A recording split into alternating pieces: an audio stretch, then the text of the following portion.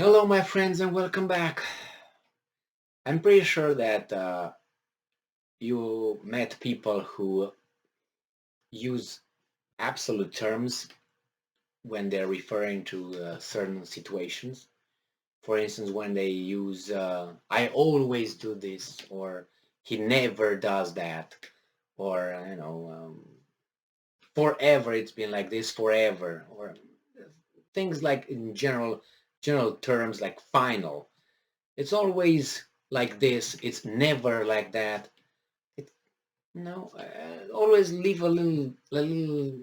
Most of the time, sometimes, usually, rarely, because not you can't.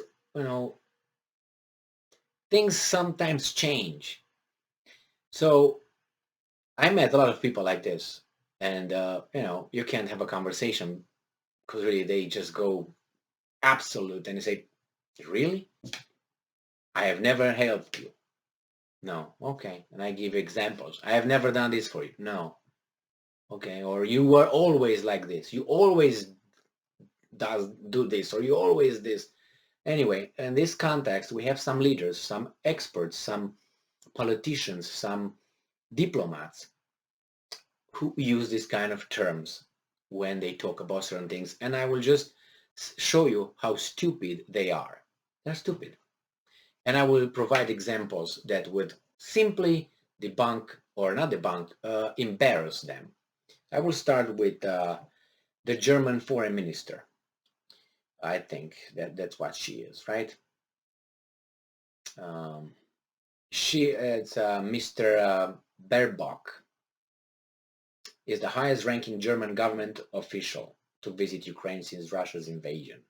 Yes. So this lady, this article comes from Reuters from May 10th. I held on this. I said, let me see, maybe I find some more. And I did. Another person joined the club. That is Prime Minister of Great Britain, Boris Johnson. So this lady here says, this is the title, Germany aims to cut energy ties to Russia forever. Do you think so? How can you be so certain that maybe from now, in 2,000 years from now, something might happen? Forever. Is that possible? So story, I would like us to find a strong convincing answer to your desire for accession, even though there can be no shortcut on the road to full EU membership, blah, blah, blah. This is what she said in Kiev. She said in Kiev. And then she said that um, Germany has thrown its weight behind an embargo on Russian oil, and Baerbock said it aimed to cut its import of Russian energy to zero and forever. I mean, if you have a toddler or something like 4 years, 5 years old, tell you, I will always hate you, or I will never do this. Yeah, I understand. But you have this foreign minister of a great power being so, you make your assessment. Now, let's go with the other smart guy, and whose name is Boris Johnson, right? UK Prime Minister. So this comes from Republic World, and it comes from today, May 12, 2022. UK Prime Minister said normalization of relations with Russia not possible. So he said on Wednesday that normalization of relations with the Russian Federation is not possible after witnessing harrowing atrocities of its war in Ukraine. And speaking on LBC radio, when he was asked if London will ever welcome back, if ever Russia will welcome back on the world global stage, Johnson responded, the short answer is no. No normalization, and the UK is very clear about that. Well, let me tell you, Mr. Johnson, something. Never again, no normalization. How do you know that? And I will give you an example, and more than one. Look at Germany. I'm not beating down on Germany. I'm just using it as an example.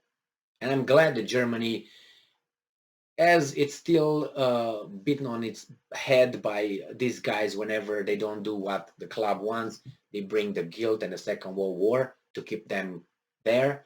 Unfortunately, um, look at Germany. I think that the atrocities that occurred in the Second World War are much, much, much, much greater than whatever happens at this moment and happened in the past 2 months and a half in Ukraine. In any way, I think it's no comparison. Now, Germany came back into the world community in about 3 days after the war, right? They became normalized. They were under occupation, and they were, even though they're not, in the Security Council at the UN and doesn't have a veto power and so on, neither other countries, but doesn't matter.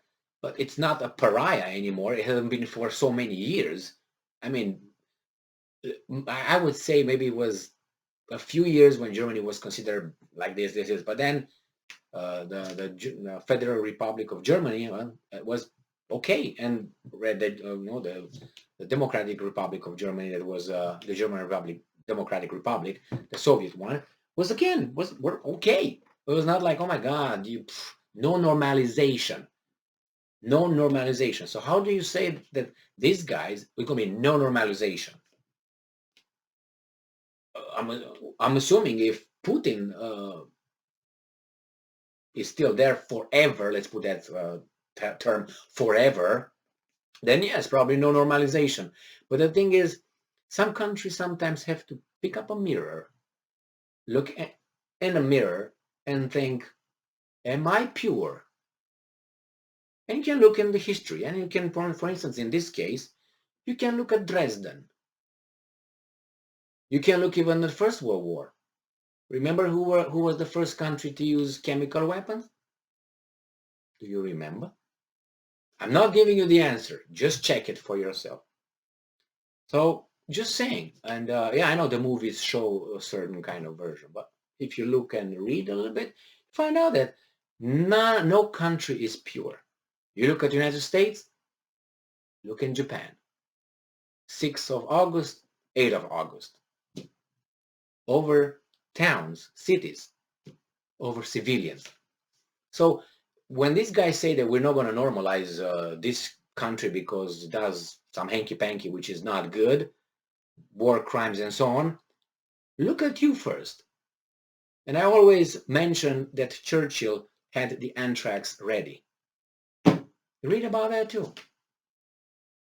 And I think Dresden and Hamburg were the two that were bombarded, like so many people died over there, burned to death. And they were civilians, not German army. So then, and are normalized, they are held as being the leaders, the purest, the great, the forces of the good. So you see, this hypocrisy bothers me. If we don't know history, we might think that way. But if we just, look underneath the rag, we find, as I said, mold and cockroaches and all that. Each and every country has it. Each and every country. Big, small, important, unimportant. Why? Because countries are made out of humans. Thank you very much for being with me again today. Stay strong, stay smart, look for the truth. Always and forever, be just. See ya.